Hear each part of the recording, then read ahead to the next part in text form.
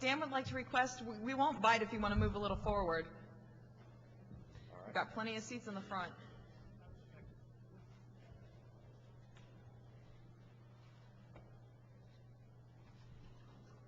Welcome, everybody. Good morning. How's everybody feeling today? Convention's in full swing. We've got a lot of really interesting things happening. Today's panel,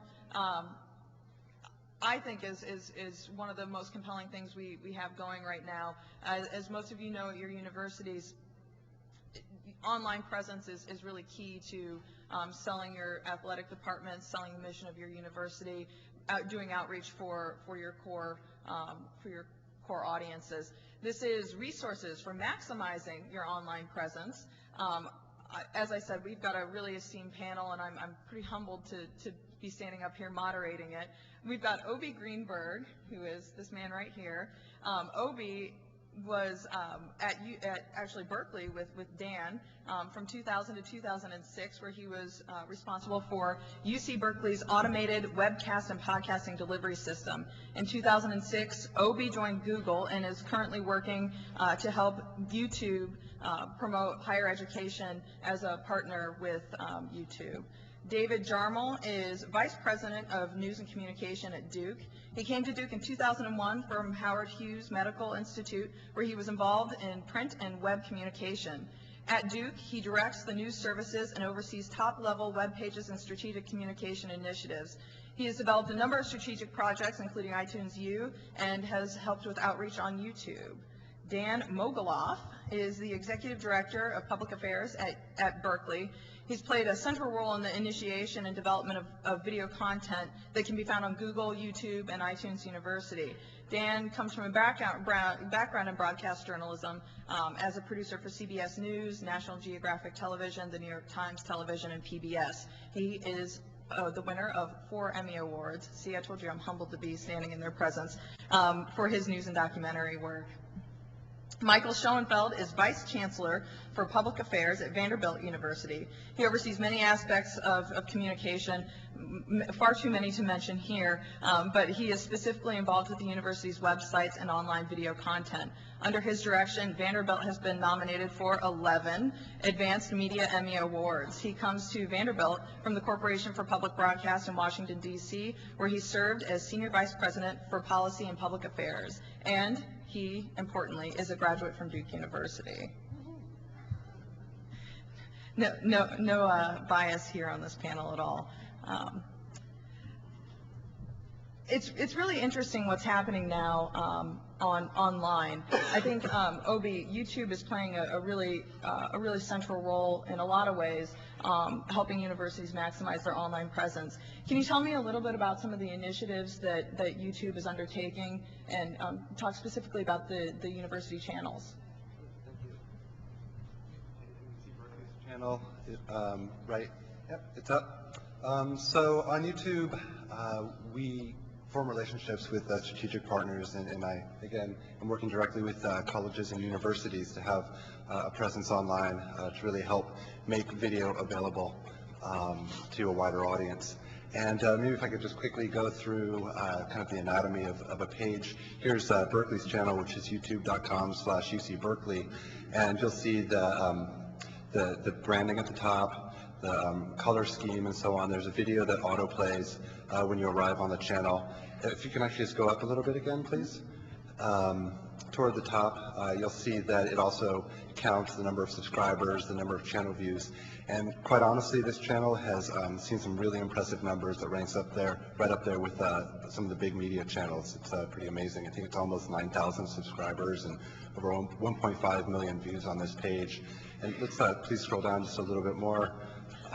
What's I think very interesting about Berkeley is they're making full courses available, so every lecture in a course, and you'll see some there in those playlists. The General Anatomy course and the Physics for Future Presidents is a layman's physics course, very popular. And then over to the left are comments that users, viewers are leaving. And Berkeley, I think in the spirit of openness, has opted to have the comments on the homepage. That's a module that you can turn on or off. And what's interesting about it being on there is some of the comments there are just priceless. Can't read it from here, but just take a look. You'll see what I'm talking about. And There's somebody seconding a Nobel nomination here and asking for more course content. And more courses. People want more courses. The world really wants to learn. And this channel as well, there's some sub-channels for special events, which are distinguished speakers who come to town, and so on. So, again, it's a very flexible environment platform for adding content and branding. And really, it's every school we work with has their own implementation of it, depending on the content that they have available. Here's Vanderbilt's, and I don't want to talk to you about what everyone's channel is doing. So, Mike, maybe you want to talk a little bit about it? Sure. The Vanderbilt channel is a place where we have aggregated a number of videos and a bunch of content from throughout the university, and the goal was to reflect everything that's going on at Vanderbilt in some way. So we have one course actually that is a very interesting and innovative interactive course being taught by the head of our information technology and a professor of English, but we also have lectures, seminars. We have video. We have sports video, which we can look at a little bit later. We have a healthcare related items from our medical center, and then we have promotional videos, general interest university videos, continuing education kinds of programs, and one of the flagships, something that's become hugely popular and a lot of fun to do for our staff, is a weekly newscast. Every Friday we do, we call it the Viewcast, V-U-C-A-S-T. When you have initials VU, you find ways to attach view to just about everything that you do. But we have a weekly newscast, about a 3 to 4 to 5 minute fast-paced, dynamic newscast done by our staff that gives you a snapshot of what's going on at Vanderbilt that the past week and coming up in the next week. And again, that encompasses everything from the latest discovery to the last couple of games of the basketball season, of the basketball team, to what the mascot's doing, to a benefits fair for employees. So that's some original content that we have produced that is available obviously as a flagship on our homepage, on our website, but also on our YouTube site and iTunes and iTunes U and our various places within the Vanderbilt website. So it really is, it's as much of a front door from the video standpoint to the university as our homepage is for all of the other content. David, I wanted to give you a chance too to address some of the ways that you're putting video out on YouTube. Duke, I know, doesn't have a dedicated YouTube channel yet, potentially in the future, but right now you're using video in really interesting ways on your own homepage, and you're also putting some other video out there. I wonder if you could speak to that. Sure. Are you able to show our Duke Today site? Getting there. So Duke may be a good example. We are hoping actually to have a channel. Oh, there we go. We're hoping to have a channel on YouTube very soon. But we are posting lots of videos onto YouTube, which is something that many of you in the audience might consider doing if you're not doing so already, as just as a way to get into the game. One of the things for us is, I'm sure we're going to have a discussion in this meeting about, how much does it cost, and do we have the resources, and if I do that, what do I have to stop doing elsewhere? Is thinking very hard from the get-go about how are you going to do YouTube or iTunes U and some of the other things we'll talk about in conjunction with what you're already doing. And that then gets into questions of how do you leverage what you're doing in your athletic department, what's happening in your news office and elsewhere in the university. And one of the themes I think you're going to hear about at our meeting today is of trying to get people in different departments and units to work together in new ways and to try to creatively leverage what's going on around the university and to think about it in a more consolidated, less departmental kind of way. So in the case of Duke, we have a site called Duke Today, which is our online daily newspaper. And we always have videos that are on there, and we now put all of them up on YouTube just as a matter of course, and try to use them elsewhere as well. So you can see with the archive we have here, it's everything from stories about scientific research or student affairs activities to a lighthearted video we maybe will show you about the Duke Blue Devil. Dan, I know you and I have talked in quite a bit of depth about when you first came on to Berkeley, you said you had just a ton of video and you needed to do something with it. I wonder if you could talk, just kind of building off what David was talking about how you really utilize some of the current video, or the video that you have when you arrived, and how you started to expand from there. Sure, if we can go back to the YouTube page. And one of the advantages, excuse me, one of the advantages we had starting out was we already had an enormous amount of content. The unit that Obi used to work for, which is called ETS in the Berkeley campus, was already in the business of capturing courses on video. And the initial intent was completely educational, was to make those videos available to students, so if they missed a course or if they were studying for finals. But we had this rich treasure trove of content, and one of the things I discovered is that there were literally hundreds of thousands of people from around the world finding their way to this video on the university website without any marketing whatsoever. And through some serendipity, I had a friend who had just come on board with Google to work on content partnerships, and we began a discussion. One thing led to another, and we wound up, after Google bought YouTube, we wound up extending the partnership from the Google video platform to the YouTube video platform. And for us, to a certain extent, as a public institution, to use the old adage, the medium was the message. Just that fact of using new technology to, in effect, share the intellectual riches of the campus with the public that supports us, namely the taxpayers of California, the nation, the world, etc.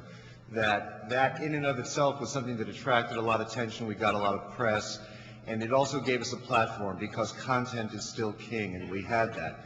We're now in the process, you'll see, if you could just, we've just added this week the athletics channel, if you could just click through to the athletics channel. We're now in the process of building out our channels. We're now in the process of not just using the YouTube page and our video assets for sharing coursework, but also for institutional messaging, for marketing. What you see here, what plays on the Cal Athletics channel, is actually a commercial to buy tickets for the basketball program. That can be swapped out and changed. So we're really just now beginning to understand how we can use this tool. So again, it started from really just an idea of, as a public university, to share our riches, moved into institutional messaging. We're now moving into marketing. The folks in development are beginning to look at this about how they use YouTube, how they use video to sort of embellish, strengthen, and sustain the ties that bind alumni to the campus. And in fact, I just want to step back one thing and just talk about video for a second, so we all understand, or at least my perspective, about why it's so important. Video is not great for conveying detailed information. Folks from admissions came to us and said, hey, we want to do a video about the admissions process to Berkeley. And they said, oh, what would that look like? And they came out with a spreadsheet and bars and graphs, and I said, this will never work. Video, even though you can in a web context sort of stop and pause, is very linear. It works best when it sort of flows past you. So not a great vehicle for conveying detailed information. What it's great at, though, is the emotional content, is for catalyzing emotion, for generating action, for bringing people in, for transporting them someplace, in this case the university, that they can't go on their own, either because of physical separation or for whatever the reason. So I think often the first question that institutions have to ask themselves is, what do we want to use this for, and do we have an appropriate match between the medium and the message and the goal? And we are, again, sort of starting to build this out, and I think there's a learning process, even for us. We've been in the video business at Berkeley for many, many years. We're still now learning, because I think the ground is definitely shifting under us as YouTube becomes as important a channel for video as the major networks in some sense. And that change in the balance of power, I think, is challenging and really exciting. I think you raise some really interesting points about the importance of video. Some universities maybe don't have the same sort of resources that Berkeley has to kind of get out and be in front of this. How would a university get started in creating video and putting more video out? I open this up to anybody on the panel that wants to make a comment on it. I'd actually like to point out one thing, is that there are a couple different personas who use YouTube, and there are those who are creators, and there are those who are collectors. And the fact is that there's already a likely video online that you're interested in that you might want to aggregate into this channel page. So if you could just scroll down a little bit on this page, you'll see that Cal has videos that they have created themselves, which are there on the top. And if you could scroll down a little bit more, please. Then I think a little bit more. Oh, that's it. So now, then we get into what are called favorites. So what Cal has done is they've favorited videos that they like, and in that way they've become the hub for all things Cal on YouTube. So as well as creating content, again, collecting content and making it into that portal. I guess before you're creating content, you really need to start identifying how you're going to staff it internally and how you're going to pay for the equipment behind it. Michael, you and I were talking over breakfast about some of the things that you've done at your university to make that happen. I don't know if you want to comment, and then if anybody else would like to comment as well. Well, obviously every place is different. Every place is going to have its own resource issues and culture, but most likely you have got both the equipment and the expertise on your campus now to actually start gathering video and to start producing video either for your own purposes or for something like YouTube. The cost of entry, and I'm not a producer, so I put an asterisk in front of my comments that way. But the cost of entry to this right now is as low as it's ever been.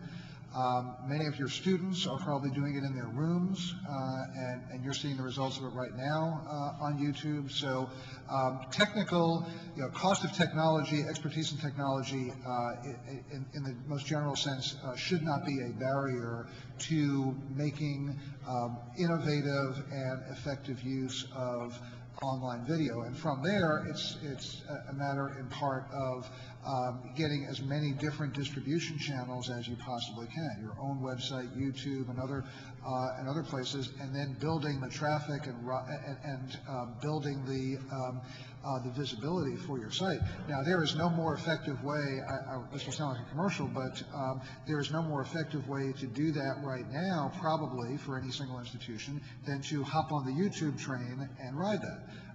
Because that is where people are coming. That is where people are now getting conditioned to go to. So in addition to, I guess because it's now part of Google, but a Google search, it will now often morph into a YouTube search for people looking for information about your institution or about particular individuals at your institution. So take advantage. I think what we would all say from the beginning and the end is be sure to take advantage of that as much as you possibly can. Obi, how much does it cost to have a channel on YouTube?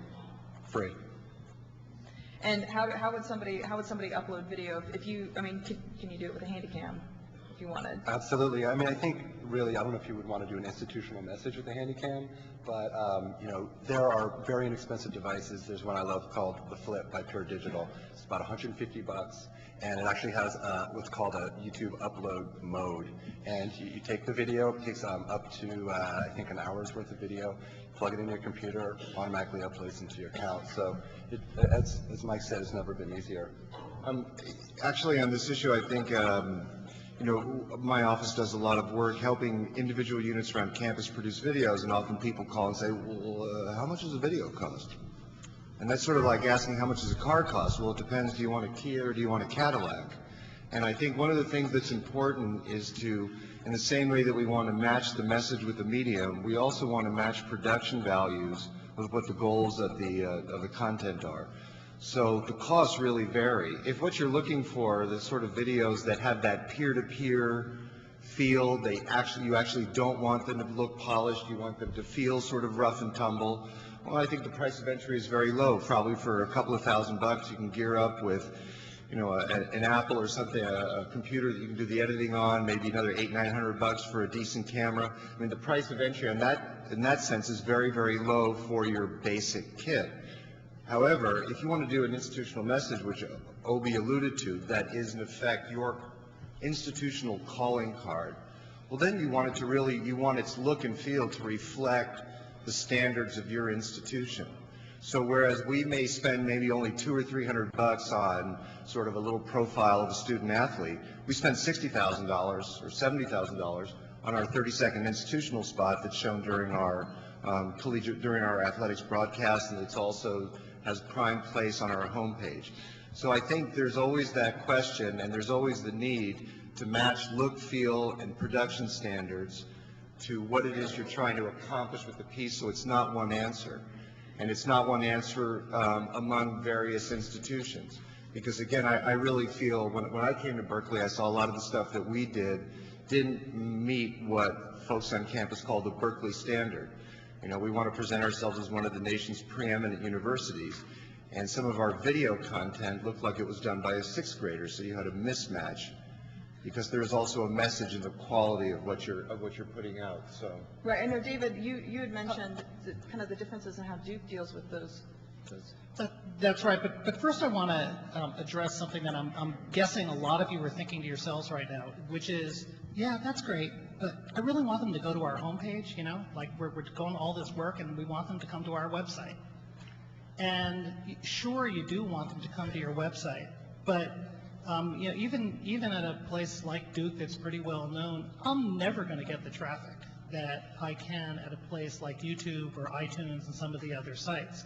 We posted a video a few days ago about one of our scientists who's doing research to what happens to the brain when you take drugs, and we have over 100,000 views of that in a few days. Well, I mean, I'm never going to get 100,000 views on our site no matter what we do.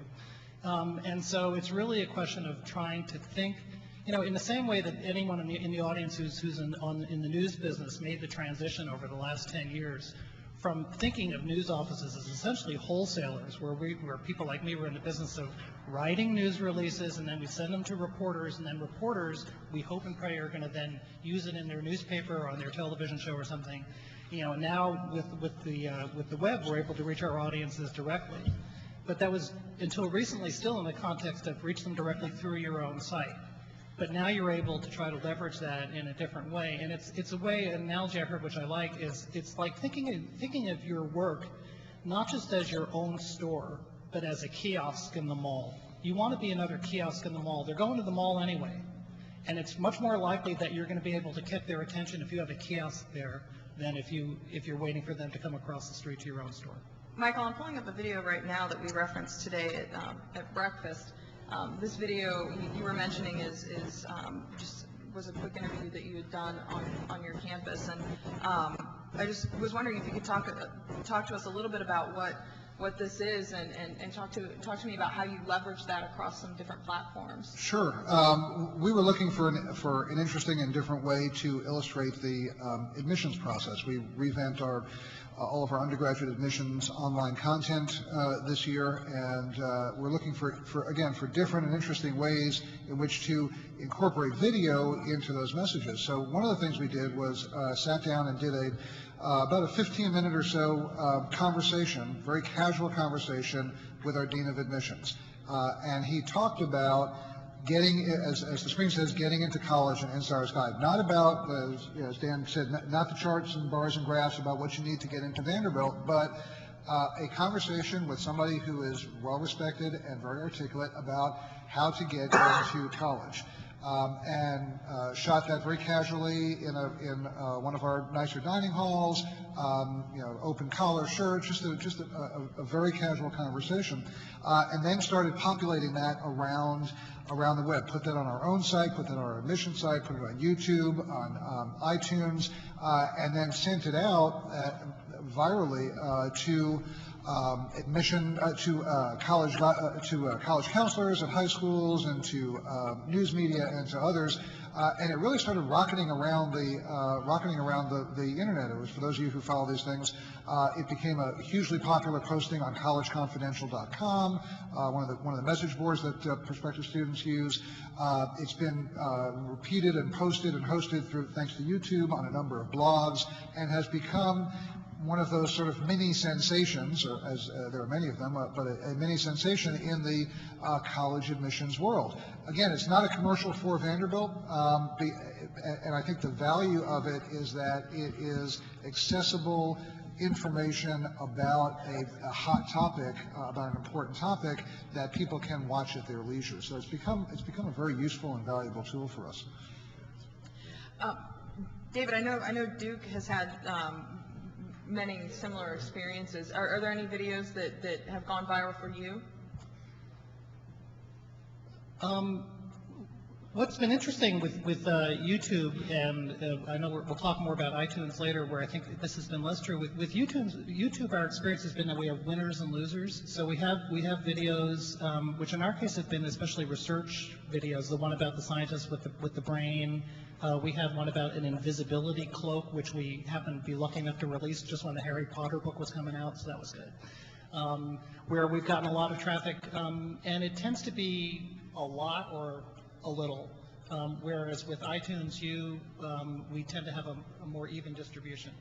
We were talking about the differences between iTunes U and YouTube, and I was wondering if, Dan, since Berkeley has been kind of right there from the beginning of both sites, if you can talk a little bit about why you chose to go with one platform as the other, or what sort of benefits universities can receive from them. We're interested in all platforms. So we have a partnership arrangement with iTunes University and with Google Video and with YouTube.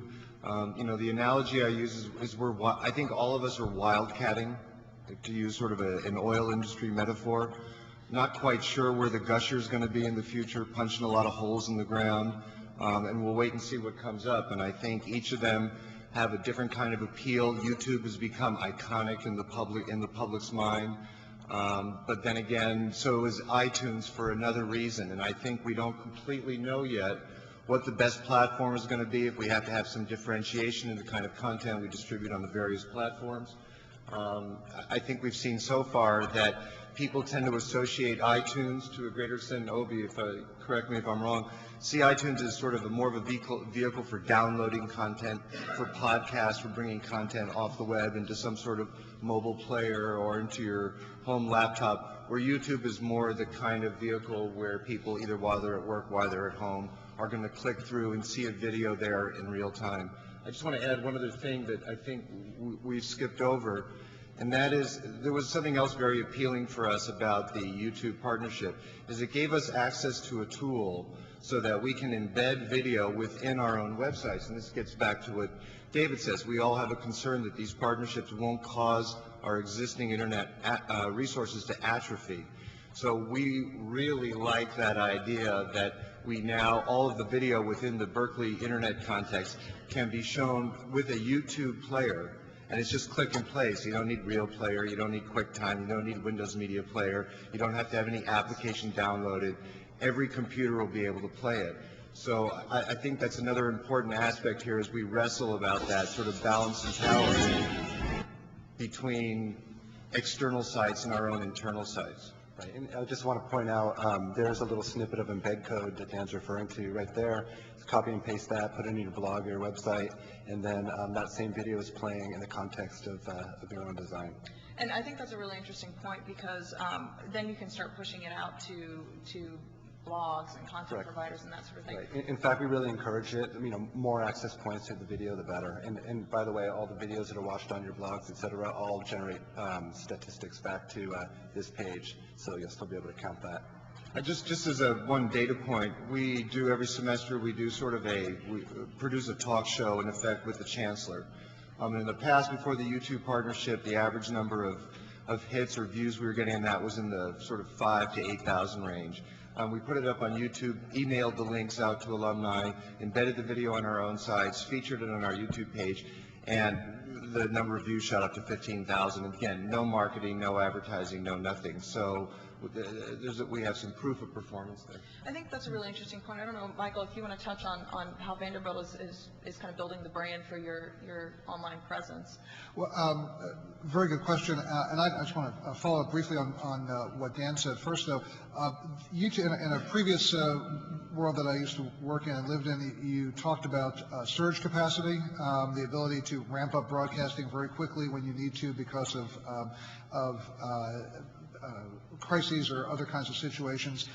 There are few better platforms and few better ways to get information out quickly, and especially human kind of information, than using the YouTube or the online video format. We had a pretty sudden change in leadership at Vanderbilt back in July.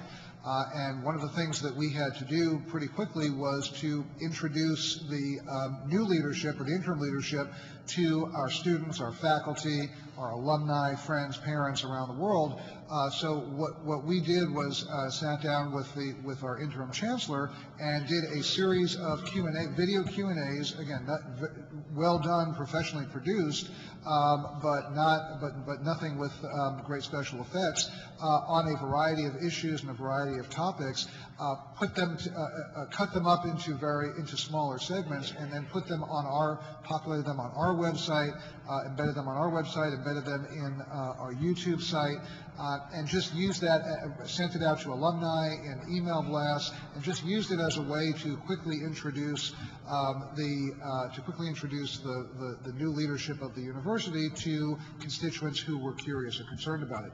Building the brand, obviously, we all have to take as much care with the protecting and burnishing the brands of our institution online as we do in a print publication or any other kind of medium. That's our most valuable resource. That's our most valuable asset, and we all need to take care of protecting it, but also try to have a little bit of fun and try to be a little more creative, perhaps than we had been in the past, in how you extend that brand. And Marta has our weekly newscast up there.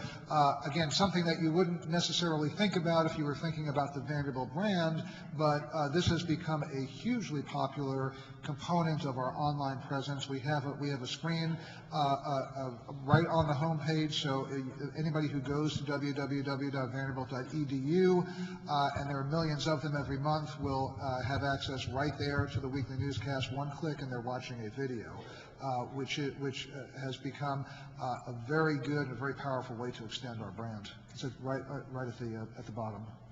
If you roll down. Our connection's just a little bit clunky right now. Yeah, so right there, click on that, and you're watching video on the homepage. David, I was wondering if you could address some issues specifically about how Duke University has utilized video and viral video to help the public image of your school. Well, we have this lacrosse team that you've heard about, and we've had an interesting couple of years at Duke. And to be honest, one of the things that propelled us into YouTube was at the height of the controversy surrounding the three players and the team. We were getting hammered in the university. People started putting out all kinds of things about everything on YouTube, and some of it was pretty rough material. And the nature of that material changed as the story itself changed, which is, as you'll all remember, changed very dramatically. And if you went to YouTube and you searched on Duke University, that's the stuff that was coming up. And we, in part because there was so much uncertainty, especially in the early months, we did not start producing videos ourselves about the situation per se, but we sure wanted people searching on Duke University to be able to get a richer and more accurate sense of what the university was all about. So we very quickly started taking some of the videos that we had been producing anyway and moving them onto YouTube, and doing some of the things that Dan and others have talked about to try to get them out there and have them high when someone was searching. And that was quite quickly successful. If you went to YouTube just a few weeks later, you would begin to see the video about the invisibility cloak and the engineering professors rather than, variations of "you suck." That also illustrates another point that I'm guessing many of you may be thinking about, which is sometimes I hear notes of caution from people saying, yeah, I know there are a lot of people out there on YouTube, and we ought to put our videos, but do you see what else is out there? All those Paris Hilton videos and the stupid pet things and, just all this, bad stuff. Like, do we really want our material out there in that environment? And to which my answer is a variation of what I was just saying relative to what we experienced at Duke, which is they're going there anyway. That's, if you think that your audience, and not only young people, are not going there, you're mistaken. And if you think they're not searching on you, you're mistaken. They are. And, we made the decision to do it for some fairly specific reasons that we needed to be there in a different context. But I think the point more generally is absolutely true. Your prospective students, your prospective recruits, and maybe even their parents are already going to YouTube and places like it, and you need to be there as well. Can just follow up one thing, and that really informed our initial negotiations with both Google and YouTube, and one of the reasons why I think a partner page, your own page, is so important. So you can, in fact, have a clean neighborhood. You can police the streets, and you know that your material is not going to show up surrounded by videos of adventures your students had on spring break in Florida. And I think that's one of the really important things to think about. And at the same time, we wanted to make sure there'd be no advertising, as a public university, but we wanted to have control of our own environment. And some of the things that David talked about were the exact reasons why, when we began to talk about having our own page, it was so appealing. To put up a small wall between the unfiltered content in YouTube and the university's content. And again, that was about brand protection. And all the other reasons I'm sure we could think of. I think you raise a really interesting point. Have you seen any ROI as a result of that? And when I say ROI, not necessarily monetarily, but have you seen your university's image? Well, yeah, I think we got, just the initial launch generated a huge amount of press coverage. I think there were, over 100 different pieces that were done between our launch of iTunes University and YouTube. And so I think that's a measurable ROI. I think the degree to which, for example, the numbers that are watching the Chancellor's production is an important ROI for us. He's talking about things that are important to the university. In the last case, they were messages directed specifically at alumni. It's a group that's very hard for us to reach. We have 400,000 living alumni at Berkeley. So I think all of these things are beginning to build out. The ROI in some other areas is still a little soft. And again, it goes back to this idea of, we know things are changing, and what we're really doing is making an investment for the future. And that, Obi just came from the Consumer Electronics Show in Las Vegas, and what I noted is the news out of the television world isn't so much about more pixels or 1080p or larger sets. The interesting thing that's happening is the number of sets that are coming out now that will give people in their homes the ability to download material directly from the internet to their television sets. So what we're really seeing is an explosion in terms of a delivery mechanism. And then once that happens in the coming years, it's really transparent to the audience about what the source of the content is. It's really about what they're interested in. Who cares if it came from CBS, PBS, Duke, Vanderbilt, or UC Berkeley? The channel is opening up directly, finally, from the television set to the internet. So I think ROI might be a little short-sighted right now. We're really talking with the whole landscape shifting, it's really about putting that stake in the ground and making sure that you have access to the people that matter most to you, direct access. Oh, is this a trend that you're seeing within YouTube as a way of kind of proactively marketing universities, and what are some of your other universities that are involved doing online? No, absolutely. Really, it's hard to top what's already been said by the rest of the panel.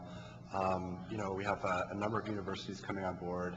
It's really kind of becoming a movement that really fits into a larger open educational resources movement, or is another way to get news out there, and possibly athletics. Cal's channel here is really the first branded YouTube channel devoted to college sports, to university sports. So these are the type of things that really it's a level playing field. It's whatever folks want to do with it, and you'll notice that each school just really has different implementations. There might be more sports, there might be more academics, and so on. So really have at it. It's a level playing field, and everyone's innovating. Yeah. We look at it as not so much as, in fact, hopefully not at all, as a way of perpetuating or replicating organizational structures, which after all, the only people who care about those are the people who actually work inside the organization, but in presenting aspects of the university that we know people are interested in. And we know that they're going to be interested in scholarship, we know they're going to be interested in research, we know they're going to be interested in sports, we know they're going to be interested in speakers. So we're trying to align don't always succeed, but we try to align by what is it that people, that we believe people are going to be interested in seeing, not what part of our organizational chart do we need to reflect on our YouTube site. And I think that's really important. We had talked a little bit about kind of that same sort of thing at breakfast. I don't know if it was you, Michael, or if it was you, David, that had mentioned how some coaches at your universities are actually using some of the educational content that you're doing almost as a recruiting tool for your university. Oh, absolutely. And I'm sure it's the case for everybody in this room. When our coaches are out recruiting prospective student athletes, they are recruiting them to an athletic program, but they're also recruiting them to a university. And I've heard time and again from firsthand from our coaches and from our assistant coaches that the ability to show not just the highlights of the last tennis season, but also a classroom lecture, a video about what some of our student athletes are doing outside of the classroom, which you can see on our site, showing a commencement speaker who might have been particularly poignant, are all things that have been very valuable in demonstrating and articulating the mission and the goal and the purpose of the university to prospective students. So it's not all about the highlight reel, it's not all about the game film, and they have that on their laptop or the ability to get that to potential recruits. Dan, I think your university has probably more educational content out there than virtually anybody, very, very much in part for the kind of back end that Obi helped generate. Yeah, as I said on the phone call earlier, Google liked what we did so much they bought our guy. So I was wondering, Dan, have you seen similar ROIs for your university in kind of that kind of image and generating interest and bringing people to the university? Again, I think it's really hard for us to measure that in terms of course content. I really go back to this idea, and again, we're in a unique situation as a public university, but I think we are generally beyond video thinking about ways that we make the university relevant to the taxpayers that support the institution, about having even those families who either don't have children or whose children didn't qualify to get in or elect to go to a different institution, that the university itself has some value to those people. And digital means of delivering intellectual content, obviously is a significant return on investment. And just a little data point there, there was a piece in the New York Times about an MIT professor last week who has become an absolute rock star because his courses are so darn good. That was the single most emailed article from the New York Times last week, and I sort of tracked it all the way through. So there's a huge audience out there, and I think any of us who have sat at home at 8 o'clock and flipped through your 500 channels and can't find anything on, there's an understanding that even as channels on television have proliferated, there's still a gap there in the kind of content that we're getting from cable outlets and from the broadcast networks. And I think it happens to be the content that we all specialize in, which is stuff is a little more challenging, a little more interesting, a little richer, doesn't treat the audience like a raving idiot. And I think that was important for us to be seen, starting to be seen, as a source of some really engaging, and I dare I say use the word, entertaining content. And I think the same would go true for every single institution that's represented here in the room today, is that content is king, and we have some of the best content providers, namely our professors and our coaches and other educational staff on the entire planet. So this, again, is an opportunity to share it. What the exact ROI is right now, I think it's really, really, really hard to say. I think, David, what we're talking about here is integrating messages and using the university, be them student athletes or be them traditional students. And I was wondering if you could talk a little bit about how you're doing that at Duke and kind of.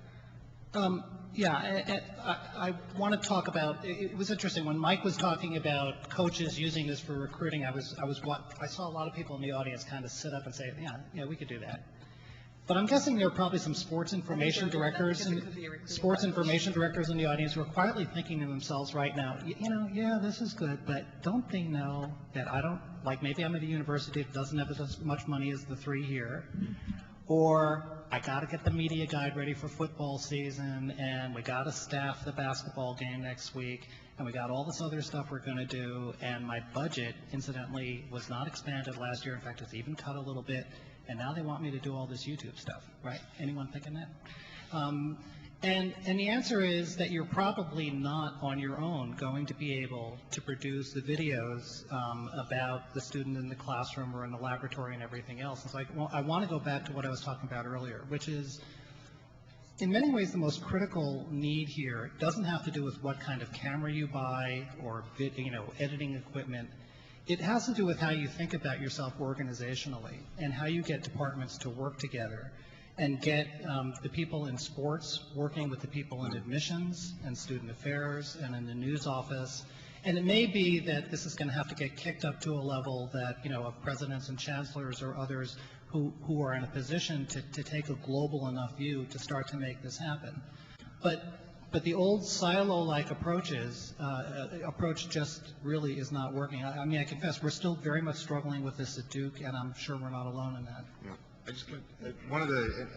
Even though we've done some great things, there's at least one area where we have consistently failed, and that is we have yet to create a centralized video production unit. So it really happens, and Berkeley is a big decentralized campus. So it really falls to those units, those colleges, those divisions that have resources. And unfortunately, I happen to think, for example, humanities is one area where we have the potential to create some very accessible content for the public, but they don't have the big bucks there. And so I really want to emphasize or put an underline under what David just said is this is the time to rise up above just athletics or just a particular unit and to try to get your institution to grapple with this on a central basis. So there's a centralized, centrally funded production capability so people can utilize that, not because they happen to be well endowed financially, but because what they have to say or the content they generate is deemed to be best supportive of what your institutional goals and messaging requirements are. By a show of hands, Can I just double underline that and also say, be careful of what you wish for because you just may get it. Starting out when this is sort of new and interesting and pioneering and people think it's either a little cool or a little odd is one thing, but once it becomes successful, you will if you have that point, you're now in the position of having to triage who gets attention. And sometimes the people who, as we all know, sometimes the people who scream the loudest or demand the most attention are not necessarily those who are of the highest strategic value. However you allocate it, whether it's by some measure of charging or cost, or by the ability to just declare martial law and say, yes, we're going to work with you, no, you're going to the end of the line.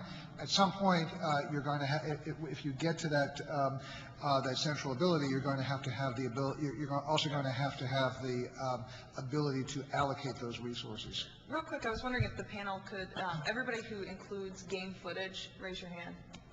If you include video footage, raise your hand.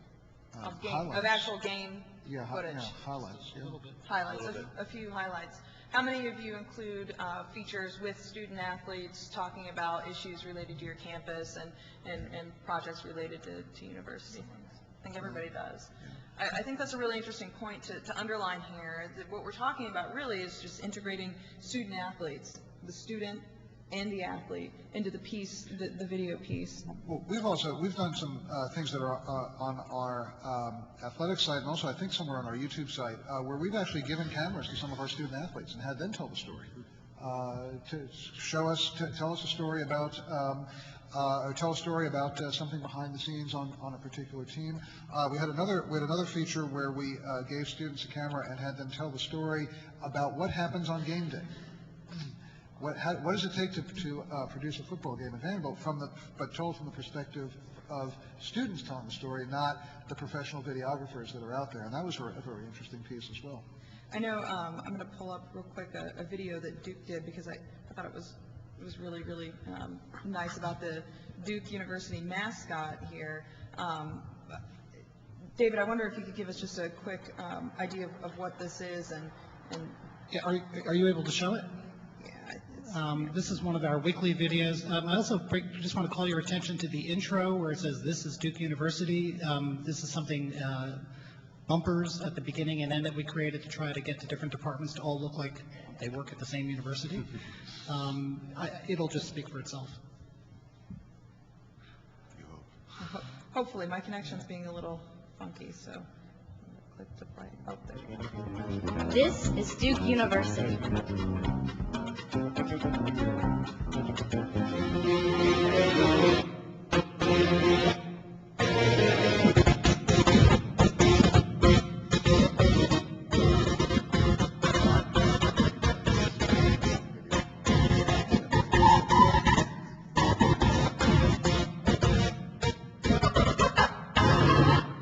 Underscore that this is an issue with bandwidth in the hotel and not an issue with Duke University, with Duke University's website. As you can imagine, we've got thousands of people logging on here, and this is an issue with the connection here online. So I was kind of hoping that would work, and unfortunately, I think it's too bad. It's a lighthearted video about how they choose the Duke Blue Devil mascot. And it's done almost like the mascot can't speak, so they do this interview where his face is hidden and concealed, and kind of like almost like a police video. It was very cute. It was a lighthearted feature. And again, promoting Duke's athletics, but also the student athletes behind it. I know, Michael, you had a really interesting piece that Vanderbilt did. I think this was